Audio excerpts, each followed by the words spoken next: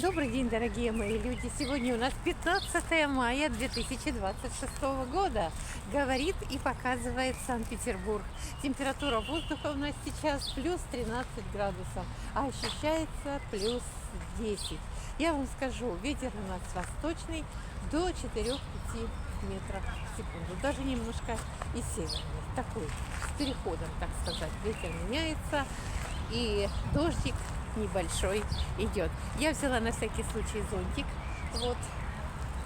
Вы знаете, сейчас я хочу проехать на Елагин остров. Если у меня, конечно, получится. Вы видите, погода какая дождливая.